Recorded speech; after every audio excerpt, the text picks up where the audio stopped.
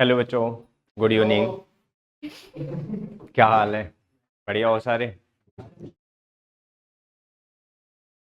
अच्छा, ये बताओ लास्ट क्लास में क्या कराया था मैंने? वैसे लास्ट क्लास में आईपैक नेमिंग आपकी हो गई थी। तो फिलहाल आज वाली क्लास में हम जो भी आपके क्या है नाम है ना, उसके बेसिस पे हम आपके केमिकल फार्मूला लिखना सीखेंगे। और साथ साथ जो आपका आइसोमेरिज्म है, आइसोमेरिज्म में आपका जियोमेट्रिकल हो गया चाहे ऑप्टिकल हो गया, ठीक है, इसकी बात करेंगे। आवाज नहीं आ रही है मेरी? एक सेकंड।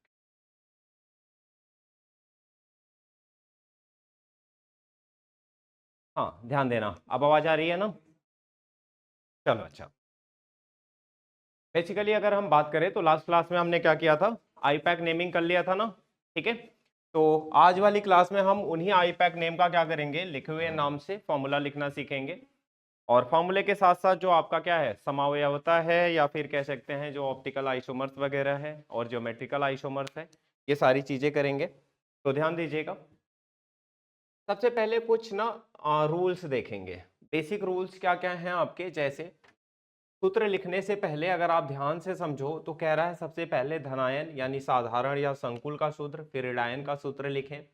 उप संयोजन क्षेत्र यानी कोऑर्डिनेशन स्फीयर को वर्गाकार कोष्टक में इंक्लोज्ड करें। उप संयोजन क्षेत्र के अंदर का जो क्रम होगा उसे कैसे डिसाइड करेंगे। कुछ बातें आप लोग जानते हो, जैसे किसी भी कॉम्प्लेक्स कंपाउंड का दो पार्ट होता है। एक आपका क्या होता है, एक होता है आपका कॉम्प्लेक्स आयन, है ना, और एक होता है आपका काउंटर आयन। अब कोऑर्डिनेशन स्फीयर यानी उपसंयोजन क्षेत्र की बात करेंगे तो आपको पता है कि इसे हम कैसे लिखते हैं, बड़े ब्रैकेट में या स्क्वायर ब्रैकेट में लिखते हैं। और जो आपका काउंटर आयन होता है उसे जैसे तैसे बाहर लिखते हैं। जो क्रम रहेगा हमेशा वो धनायन पहले और ऋणायन आपका बाद में लिखा। ठीक है, ध्यान दीजिएगा। और जो आपका क्या है कोऑर्डिनेशन स्फीयर है, यानी कहने का मतलब कॉम्प्लेक्स आयन है, जो स्क्वायर ब्रैकेट के अंदर जो कुछ भी लिखना है वो सब आप किस में लिखोगे, मतलब सबसे पहले आप क्या लिखते हो, केंद्रीय परमाणु लिखते हो। यानी आपका जो धातु मेटल होता है उसे पहले लिखते हो, और उसके बाद आप ऋणायनिक लिगैंड लिखते हो। ठीक है, यानी जितने भी आपके क्या होते हैं लिगैंड्स होते हैं, उन लिगैंड्स में भी आप क्रम का ध्यान रखते हो। क्रम का ध्यान कैसे रखोगे, तीन तरह के लिगैंड्स होते हैं आपके। एक लिगैंड आपका होता है कौन सा, धनायन, एक ऋणायन और एक उदासीन। तो जो क्रम रहेगा हमेशा, ऋणायन लिगैंड पहले लिखा जाएगा, फिर उदासीन लिखा जाएगा, और लास्ट में आपका क्या रहेगा, धनायन रहेगा। ये बात क्लियर? ठीक है, ये क्रम रहेगा लिखने का। अब ध्यान देना, यहाँ वर्णानुक्रम की बात करें अगर, तो एक ही प्रकार के कई लिगैंड हो तो उनके सूत्र के पहले प्रतीक के वर्णानुक्रम में सूचीकृत करें। जैसे Br हो गया, NO2 हो गया, OH हो गया, सल्फेट हो, वो इसी प्रकार लिखेंगे। जैसे ब्रोमाइड हो गया, NO2 हो गया, हाइड्रोक्साइड हो गया, सल्फेट हो गया, Br, NO2, OH और SO4। भाई चार्ज नहीं लिखते, ये बात ध्यान रहे। समान परिमाणित परमाणु, यदि दो लिगैंड के समान परिमाणित परमाणु हैं तो कम परमाणु वाला लिगैंड पहले लिखा जाएगा। एग्जाम्पल के तौर पे बच्चों, यहाँ पे जो बात चल रही है वो ये कि जो अल्फाबेटिकल ऑर्डर में है वही लिखा जाएगा पहले। जैसे Br का B, NO2 का N, और OH का आपका क्या, ऑक्सीजन, और सल्फेट का S। ठीक है, B पहले आता है, N बाद में आता है, उसके बाद O आता है, और उसके बाद S आता है। इसी क्रम में लिखोगे अल्फाबेटिकल ऑर्डर में। लेकिन दिमाग में ये मत आ जाए कि अल्फाबेटिकल ऑर्डर का मतलब सर ने कह दिया तो जो प्रोनाउंस कर रहे हो वो नहीं। अल्फाबेट का मतलब है कि जो यहाँ पे सिंबल लिखा है इसका अल्फाबेट पहला क्या है, ठीक है, उसको ध्यान में रखते हैं। समान परिमाणित परमाणु, यानी यदि दो लिगैंड के समान परिमाणित परमाणु हैं, यानी कम परमाणु वाले लिगैंड पहले लिखे जाएंगे। जैसे यहाँ भी सल्फर हो गया, यहाँ भी सल्फर हो गया। अब इसमें सल्फर दो है और इसमें सल्फर एक ही है, तो जिसमें सल्फर एक ही है वो पहले लिखा जाएगा, जिसमें सल्फर दो है वो बाद में लिखा जाएगा। यानी कहने का मतलब है कि एक लिगैंड जिसकी पहचान जिस एलिमेंट से हो रही है वो पहले लिखा हुआ है, लेकिन दोनों में पहला एलिमेंट सेम है, सल्फर सल्फर। तो फिर देखा जाता है किसमें सल्फर एटम ज्यादा है किसमें कम है। जिसमें ज्यादा है वो बाद में लिखा जाएगा, जिसमें सल्फर एटम कम है वो पहले लिखा जाएगा। ठीक है, इतनी बात का ध्यान रखो। अगला है आपका बहुपरमाणु लिगैंड को कोष्टक में इंक्लोज किया जाता है। यानी एक से ज्यादा एटम अगर है, यानी कोई ऐसा परमाणु है, ऐसा लिगैंड है जिसमें एक से ज्यादा परमाणु है, उसे हमेशा किसमें लिखा जाता है, यहाँ छोटे कोष्टक में लिखा जाता है। लेकिन सभी लिगैंड के बीच कोई स्थान स्पेस नहीं दिया जाता। धनायनों और ऋणायनों की संख्या की गणना इस आधार पर की जाती है कि धातु आयन में कुल इलेक्ट्रॉनों तथा लिगैंड में कोण ऋणात्मक धनात्मक आवेश का संतुलन हो। मैं ये बात आपको समझाता हूँ कैसे करते हैं। यहाँ पे कुछ एग्जाम्पल लेंगे। जैसे एग्जाम्पल अगर बच्चों पहला लूं मैं, तो ध्यान से समझना क्या लिखा हुआ है। लिखा हुआ है tetra amine aqua क्लोराइडो cobalt 3 chloride. यानी आप यहाँ पे अगर बात करूं तो टेट्रा एमीन लिखा हुआ है। टेट्रा एमीन का मतलब है बच्चों यहाँ पे क्या, यहाँ पे लिखा हुआ है आपका NH3 का होल 4। टेट्रा एक्वा का मतलब यही है, टेट्रा एमीन है। एक्वा है तो एक्वा का मतलब बच्चों यहाँ पे क्या है, H2O है। और क्या है बच्चों यहाँ पे क्लोराइडो है। क्लोराइडो में नॉर्मल क्लोराइडो है यानी डाई ट्राई नहीं है, केवल Cl है, ठीक है। और यहाँ कह रहा है कोबाल्ट 3 है, कोबाल्ट है और यहाँ पे 3 है। इसका मतलब है क्लोराइड है, लास्ट में काउंटर आयन क्लोराइड है आपका। अब कैसे लिखोगे, तो सबसे पहले आपको ऑक्सीडेशन स्टेट तो पता ही है, तो सबसे पहले तो आप क्या करो, स्क्वायर ब्रैकेट के अंदर वाला सब कुछ लिखो। क्योंकि पहले आप देख रहे हो यहाँ पे कि यहाँ पे आपका जो क्या है केंद्रीय परमाणु वाला है, यानी कॉम्प्लेक्स आयन पहले लिखा हुआ है। कॉम्प्लेक्स आयन पहले लिखा हुआ है, इसका मतलब स्क्वायर ब्रैकेट वाला सारा मटेरियल पहले लिखेंगे, काउंटर आयन को बाद में लिखेंगे। तो स्क्वायर ब्रैकेट के अंदर वाला सब कुछ लिख लो पहले। पहले क्या लिखोगे आप यहाँ पे, यहाँ लिखोगे कोबाल्ट, ठीक है। अब ध्यान देना, NH3 का होल 4 है, यहाँ पे आपका नाइट्रोजन है और यहाँ पे हाइड्रोजन है और यहाँ पे क्लोरीन है, ठीक है। अब यहाँ पे अगर ध्यान से देखा जाए तो सबसे पहले कौन आएगा भाई, तो सबसे पहले यहाँ पे क्या आएगा आपका, नाइट्रोजन है, हाइड्रोजन है और आपका क्या है, क्लोरीन है। तो ABCD के फॉर्म में अगर बात करें तो सबसे पहले क्या आएगा आपका, Cl आएगा। फिर क्या आएगा बच्चों, फिर आपका H2O आएगा। H2O के बाद क्या आएगा आपका, NH3 आएगा। NH3 का क्या रहेगा बच्चों, होल 4 रहेगा, ठीक है। ध्यान देना, अब ये तो आपने स्क्वायर ब्रैकेट के बाहर, स्क्वायर ब्रैकेट के बाहर का लिख लिया सब कुछ, ठीक है। ये सारी चीजें लिख ली ना, आपको समझ आया कैसे लिखा मैंने। C पहले आता है, उसके बाद आपका H आता है और उसके बाद आपका क्या आता है, N आता है। तो जो चीज जैसे जैसे आती है वैसे वैसे ही आप क्या करोगे, लिखोगे भी, ठीक है, अल्फाबेटिकल ऑर्डर में। अच्छा ये लिख लिया आपने। अब बाहर आपको क्लोराइड लिखना है। अब यहाँ पे क्लोराइड लिखना है, लेकिन लिखूं कैसे, आपने 9th में फॉर्मूला बनाना सीखा होगा। कैसे फॉर्मूला बनाते थे बच्चों, जैसे अगर मैं ये कहूं कि Na+ होता है और सल्फेट पे 2- होता है, तो आप कहते हो कि इसे हम क्या करेंगे, क्रॉस करके लिखेंगे कि भाई यहाँ वाला इसके नीचे लिखते हैं Na2 और यहाँ एक ही है तो Na2SO4। जैसे आप एल्यूमिनियम पे यहाँ पे 3+ होता है, सल्फेट पे 2- होता है, तो आप कैसे लिखते हो, आप लिखते हो Al2SO4 का होल थ्राइस, ऐसे ही लिखते हो ना, क्रॉस करके लिखते हो। तो यहाँ पे भी हमें पहले चार्ज पता करना होगा। पहले क्या करना होगा बच्चों, चार्ज पता करना होगा। चार्ज कैसे पता चलेगा, क्लोराइड पे -1 होता है, क्लोराइड पे क्या होता है बच्चों, -1 होता है। और इस पूरे संकुल पे, इस कॉम्प्लेक्स पे क्या चार्ज आएगा, ये कैसे पता करें, तो ये पता करने का सबसे आसान तरीका यही है कि ऑक्सीडेशन स्टेट कोबाल्ट की पता है। कोबाल्ट की ऑक्सीडेशन स्टेट कितनी है बच्चों, +3 है, ठीक है, लिखी हुई है यहाँ पे +3 है। क्लोराइड पे होता है -1, इस पे 0 होता है और इस पे भी क्या होता है, 0 होता है। अब अगर बच्चों यहाँ पे आप ध्यान से देखोगे ये सारी चीजें, टेट्राएमीन एक्वा क्लोराइडो कोबाल्ट 3 है, तो चार्ज कितना हो जाएगा बच्चों, 3 - 1 कितना हो जाएगा, 2 हो जाएगा। यहाँ पे चार्ज कितना आएगा, 2+ आएगा। बात समझ आ गई होगी कि मैंने संकुल पे चार्ज कैसे निकाला। अब जब संकुल का चार्ज निकल गया है तो बस इसे क्रॉस ही तो करना है, इसका 2 इसके नीचे, इसका 1 इसके नीचे। तो यहाँ पे जो आप फॉर्मूला लिखोगे वो लिखोगे COCl और यहाँ पे H2O और यहाँ पे NH3 का फुल 4, यहाँ पे स्क्वायर ब्रैकेट और यहाँ पे Cl। बात समझ आई, तो ये हो गया आपका फॉर्मूला। चलो फटाफट जल्दी से ये जो दूसरा एग्जाम्पल है ये ट्राई करके मुझे बता दो। Tetraammine di aqua cobalt 3 chloride, इसका फॉर्मूला जल्दी से बता दो मुझे, फिर मैं आपको आगे बताता हूं। जल्दी करो बच्चों, थोड़ा फास्ट करना।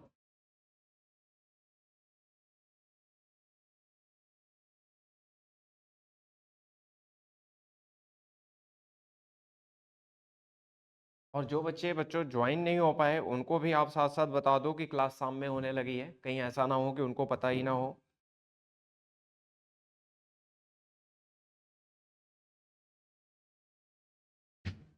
हो गया बच्चों, चलो टैली कर लो। हाँ, किसी ने लिख भी दिया CONH3 का 4H2O का ट्वाइस और Cl3। चलो बच्चों मिला लेते हैं। टेट्राएमीन डाई एक्वा कोबाल्ट, तो पहले टेट्राएमीन है, डाई एक्वा है, ठीक है। तो क्या लिखें पहले बच्चों यहाँ पे, एक्वा और एमीन में, तो पहले लिख लो H2O का होल ट्वाइस है, NH3 का आपका क्या है, होल 4 है, ठीक है। ये सब क्या होगा, ब्रैकेट में होगा, चलो ब्रैकेट में लिख दिया, ठीक है। अब यहाँ पे क्लोराइड लिखना है, दोनों पे चार्ज कितना होगा, यहाँ पे माइनस होगा, कोबाल्ट पे 3 है तो यहाँ पे क्या हो जाएगा, 3+ होगा, बिल्कुल सही लिखा है आप लोगों ने, ठीक है। तो ये 3 यहाँ आ जाएगा और ये 1 यहाँ आ जाएगा, बिल्कुल ठीक है। क्या ऐसा ही लिखा है सबने, वैसे तो सही है, ठीक है। चलो बहुत अच्छे, आपको फॉर्मूला लिखना आ गया। तीसरा वाला बच्चों, sodium ethane 1,2 diamine tetra acetato chromate, tetra acetato chromate second है। चलो ये भी लिख के बता दो फटाफट।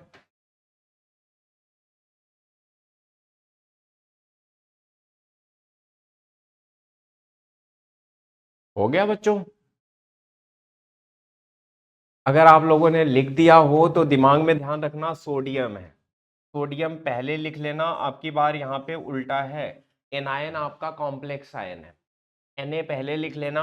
अब पता करते हैं भाई, Na पे तो प्लस चार्ज ही होता है, लेकिन स्क्वायर ब्रैकेट के अंदर क्या चल रहा है, इथेन 1,2 डाई एमीन है, और ethane 1,2 di amine tetra acetate है, यानी बच्चों यहाँ पे आपका EDTA है, और टेट्रा एसीटेट तो क्रोमेट सेकेंड है, क्रोमेट सेकेंड है बच्चों, यानी Cr है, और यहाँ बच्चों जो लिखा हुआ है वो लिखा हुआ है EDTA,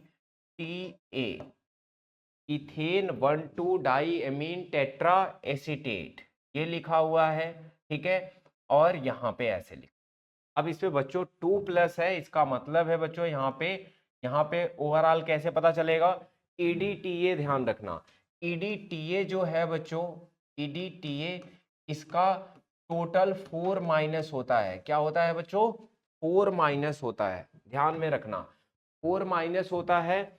और यहाँ पे इसका ऑक्सीडेशन स्टेट +2 दे रखा है, तो ओवरऑल कितना आएगा, -2 आएगा। EDTA पे जो चार्ज होता है बच्चों वो आपका क्या होता है, एथाइलिन डाईएमीन टेट्राएसीटेट होता है, या इथेन 1,2 डाईएमीन टेट्राएसीटेट होता है, ठीक है। नाम याद रखना, एक तरह का लिगेंड है, हेक्साडेंटेट है बच्चों। हेक्साडेंटेट का मतलब है बच्चों 6 लिगैंड इसमें ऐसे होते हैं, 6 डोनर एटम होते हैं जो पेयर ऑफ इलेक्ट्रॉन डोनेट करके 6 बॉन्ड एक साथ बनाते हैं, ठीक है। तो यहाँ पे ओवरऑल कितना चार्ज आएगा बच्चों, -2 आएगा। अब -2 आएगा तो आपको समझ आ गया होगा कि क्रॉस कैसे करना है, तो क्रॉस करके इसे लिख देना Na2, और यहाँ लिख देना Cr, यहाँ EDTA, ठीक है, ये लिख देना, ये हो जाएगा आपका क्या, फॉर्मूला हो जाएगा इसका। तो मुझे लगता है आप लोगों को यहाँ तक क्लियर होगा, कोई दिक्कत तो नहीं है बच्चों, समझ आ रहा है ना, ठीक है। चल समझ आ रहा है तो फिर आगे चलते हैं।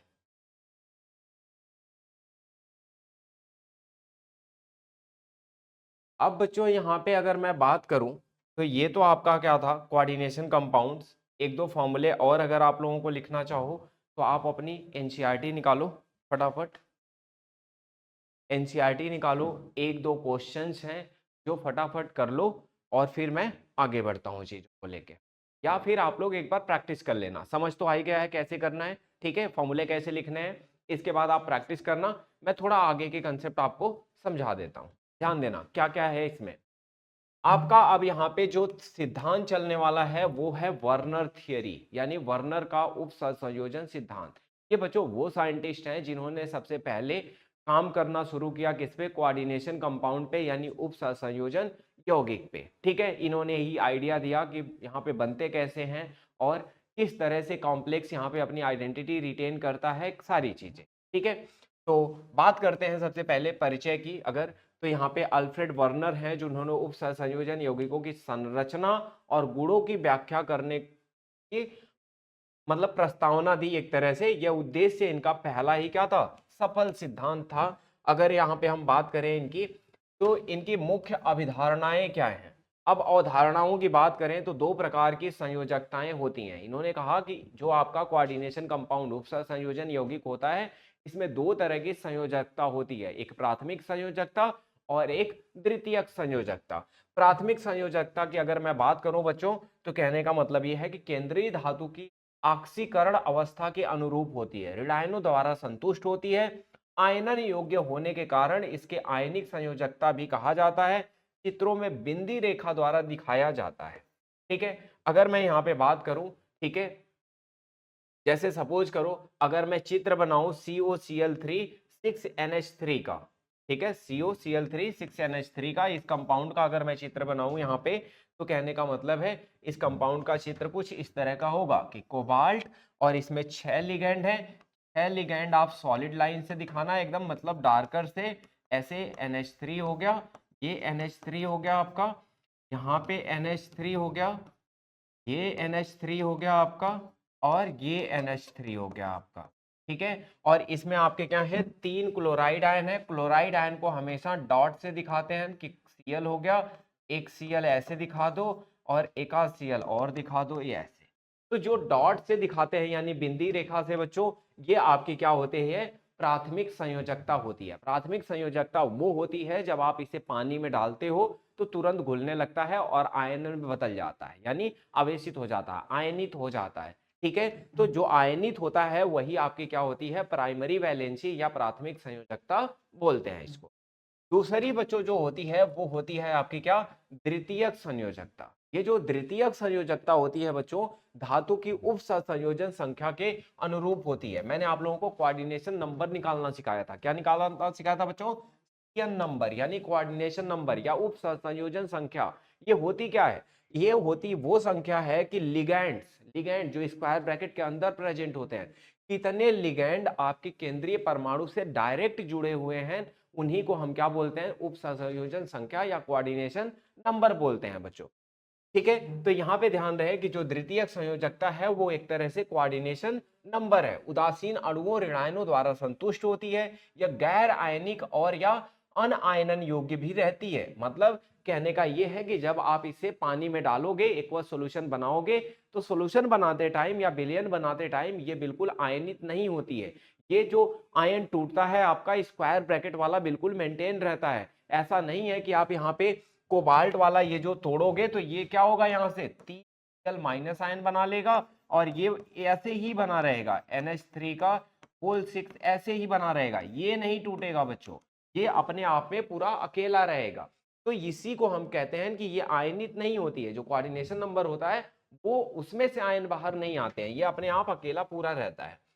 दाता परमाणु धातु से सीधे जुड़े होते हैं, मोटी रेखाओं से दर्शाए जाते हैं।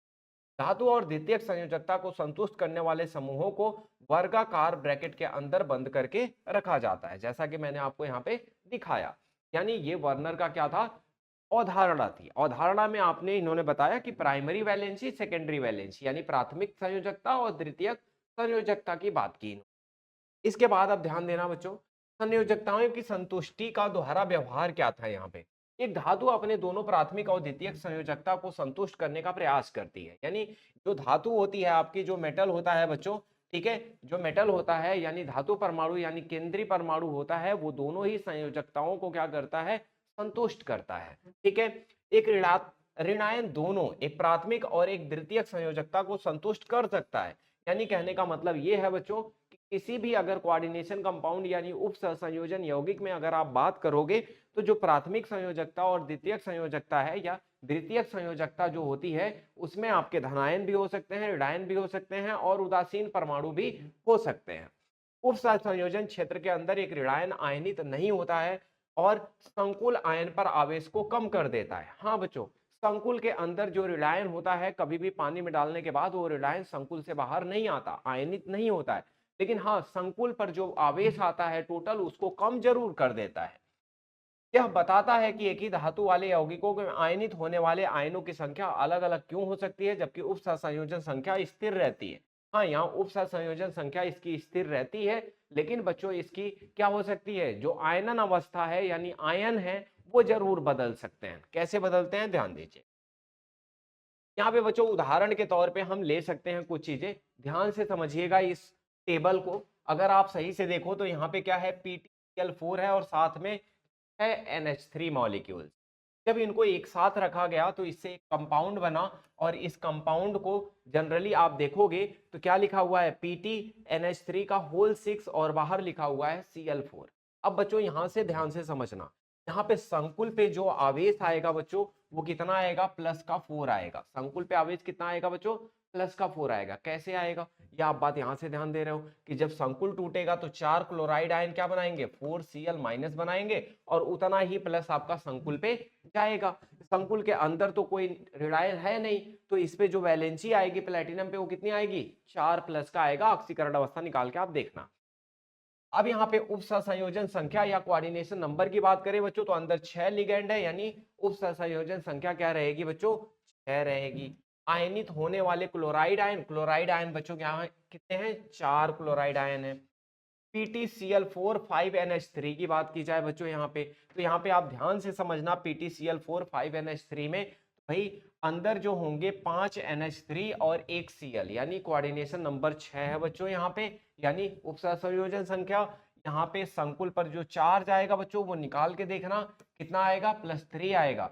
यहाँ कितने क्लोराइड आयन आयनित होंगे बच्चों, जो काउंटर आयन की तरह बाहर प्रेजेंट है वही आपके क्या होंगे, आयनित होंगे। कुछ भी समझ नहीं आएगा तो साथ साथ बताते चलना, ठीक है। अब ध्यान देना, PtCl4 4NH3 है बच्चों, PtCl4 NH3 का होल 4 है और Cl2 है, 6 लिगेंड हो गए अंदर, यानी कोऑर्डिनेशन नंबर अब भी क्या रहेगा, 6 रहेगा। Cl2 आपका बाहर है, यानी चार्ज +2 का आएगा। चार्ज कितना आएगा बच्चों, +2 का आएगा। कैसे +2 का आएगा, ध्यान देना, आपका यहाँ पे 2 माइनस का है और 2 क्या है, यानी 2 माइनस का यहाँ पे, 2 माइनस का यहाँ पे, और प्लैटिनम पे टोटल चार्ज देखना है आपको। टोटल चार्ज यहाँ पे कितना आ रहा है आपका, अब संकुल पे +2 होता जा रहा है, क्योंकि अंदर जो है चार्ज आपका वो कितना है, अंदर आपका चार्ज कम होता जा रहा है, ठीक है। यहाँ पे आयनित होने वाली संख्या कितनी है बच्चों, आपका यहाँ पे ध्यान से देखो तो वो कितनी है, 2 है, ठीक है। संकुल पे आवेश की बात कर रहा हूं मैं, ऑक्सीडेशन नंबर की बात नहीं है। यहाँ पे ऑक्सीडेशन नंबर में निकालोगे तो प्लैटिनम की ऑक्सीडेशन नंबर हर जगह 4 ही है बच्चों, वो नहीं बदल रही है। प्लैटिनम की ऑक्सीडेशन स्टेट नहीं बदल रही है, ऑक्सीकरण अवस्था नहीं बदल रही है। ये जो लिखा हुआ वो संकुल के ऊपर कितना चार्ज आ रहा है। ऑक्सीकरण अवस्था देखोगे प्लैटिनम की तो यहाँ पे +4 है और यहाँ पे -2 हो जाएगा, तो संकुल पे चार्ज +2 का आ जाएगा और -2 बाहर, तो ओवरऑल 0 के बाद ध्यान रखना। यहाँ पे देखो संकुल के बाहर एक ही Cl है तो +1 आएगा, संकुल पे चार्ज +1 आएगा, कोऑर्डिनेशन नंबर 6 ही रहेगा, एक ही क्लोराइड आयन होगा। यहाँ देखो बच्चों सारे के सारे क्लोराइड आयन अंदर हैं। यहाँ पे कितने हैं, 2 NH3 4 Cl4 है बच्चों, सब कुछ अंदर है, इसका मतलब आयनाइज कुछ भी नहीं होगा। संकुल पे चार्ज बच्चों क्या होगा, 0 होगा। कोऑर्डिनेशन नंबर अब भी संकुल का क्या होगा बच्चों, 6 होगा। इसमें से एक भी क्लोराइड आयन आपका क्या होगा, अपघटित नहीं होगा, यानी बिल्कुल विलयन में। क्या ये बात समझ आ गई होगी आप लोगों को, समझ आई तो ध्यान रखना। आगे चलते हैं ज्यामितीय। अच्छा यहाँ पे अगर बच्चों बात करें, यहाँ पे कुछ आपसे ना बेसिक से क्वेश्चन कैसे पूछे जाते हैं, अब वो थोड़ा सा आपको ध्यान रखना, ठीक है। तो मैं एक दो क्वेश्चंस की बात कर लेता हूँ किस तरह से आता है, ठीक है। जैसे यहाँ पे आपको क्वेश्चन में कह दिया जाएगा कि एक कंपाउंड है, और सपोज करो यहाँ कंपाउंड का नाम लिख दिया PT, यहाँ पे PT लिखा हुआ है आपका, यहाँ लिखा हुआ है NH का, सपोज करो क्या, होल 4, यहाँ लिखा हुआ है Cl, ऐसे, एक सेकेंड, हाँ ऐसे, यहाँ लिखा हुआ है PT, प्लैटिनम लिखा हुआ है, PtCl4 लिखा हुआ है सपोज, और साथ में है NH3 कंपाउंड दे दे, एक कोऑर्डिनेशन कंपाउंड है।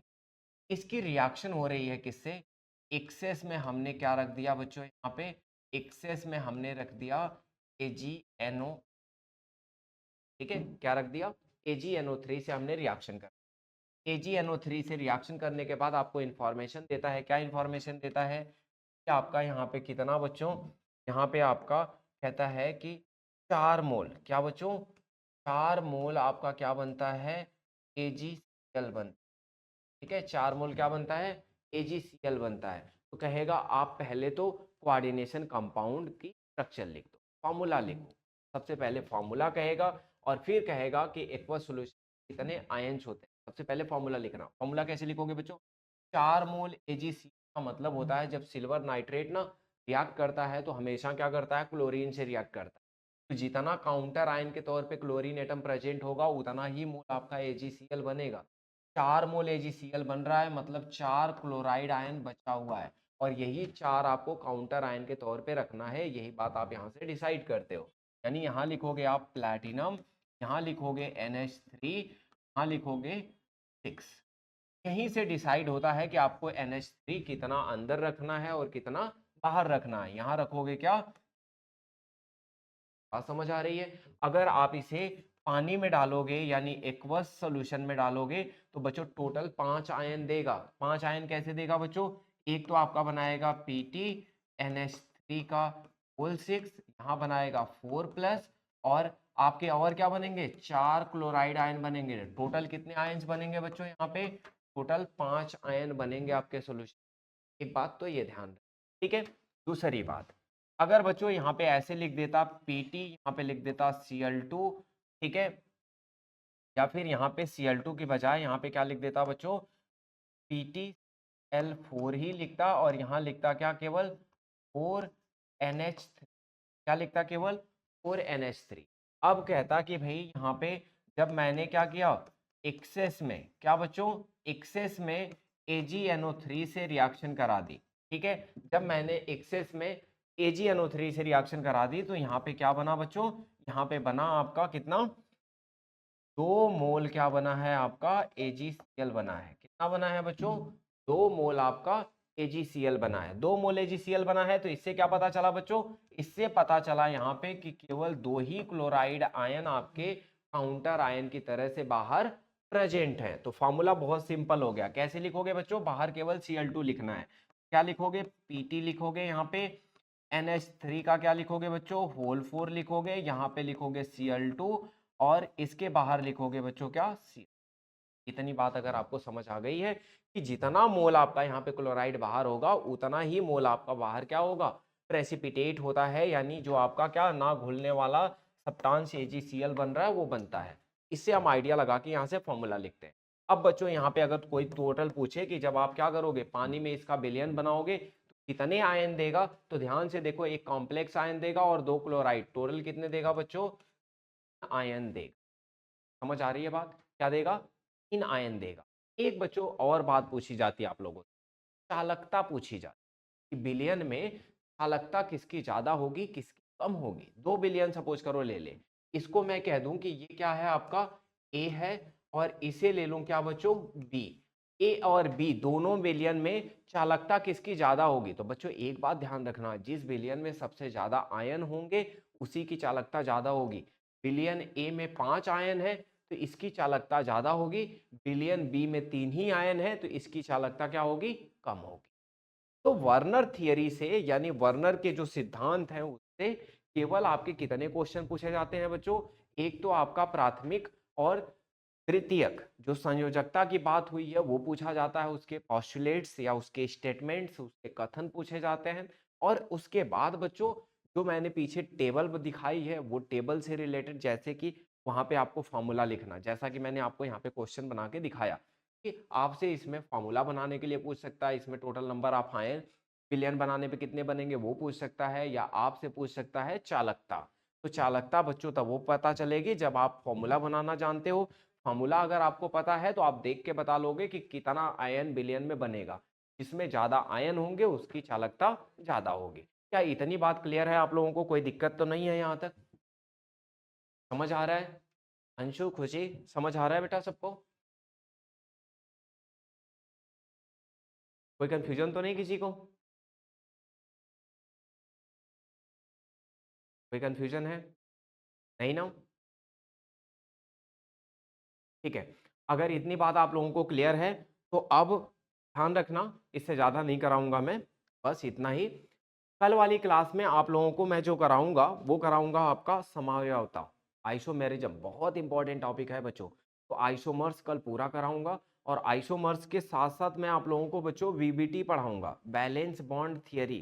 ठीक है, बैलेंस बॉन्ड थियरी पढ़ाऊंगा, बहुत इंपॉर्टेंट होने वाला है, यानी उसमें संकरण पढ़ोगे आप, हाइब्रिडाइजेशन वगैरह। ठीक है, ये सारी चीजें। अब सबसे जरूरी बात यह है बच्चों कि आप दोनों ज्वाइन कर रहे हो, बाकी जो बच्चे ज्वाइन हो रहे थे उनको भी साथ साथ आप बता देना कि क्लासेज अब शाम को ही हुआ करेंगी। जैसे आज थोड़ा लेट हो गया था तो 8:50 हो गया था, बट मैं ध्यान रखूंगा वो 8:30 तक हो जाएगा। ठीक है, 8:30 बजे ही होंगी, 8:30 से 9:30, 1 घंटा चलेगा, रेगुलर चलेगा, ये बात ध्यान रहे। और साथ साथ जितना भी पेंडिंग काम है आप लोगों का पुराना वाला वो सारा कर डालो। और थोड़ा बच्चों चैनल को बाकी अपने दोस्तों वगैरह में भी शेयर कर दो। अब तो आपको पता है कि सारे बच्चे अब तक पढ़ के आ जाते हैं, चीज़ करके आ जाते हैं, तो अगर चीज़ें अच्छी लग रही हैं, सब कुछ ठीक है, तो उनमें भी शेयर करो, आगे बढ़ाओ चीज़ों को। एग्जाम भी आप लोगों का बहुत पास आने वाला है। ठीक है, सारी चीज़ें कवर करते रहो और मैं ध्यान रखूंगा इस बात का, क्लासेज आपकी रेगुलर होंगी और आगे मैं सिलेबस आपको बहुत जल्दी ही खत्म कर दूँ। ठीक है बच्चों, चलो तो मिलते हैं। लेकिन इससे पहले आप लोगों को मैं फिर से कहूँगा कि बैक एक्सरसाइज के जो भी क्वेश्चंस है बच्चों इससे रिलेटेड, वो सारे आप अटेम्प्ट करते रहिए और क्लास में डिस्कस करते रहिए, पूछते रहिए। बिना क्वेश्चन किए आपके इस चैप्टर से कुछ भी होगा नहीं। ठीक है, चलो बच्चों, बाय बाय।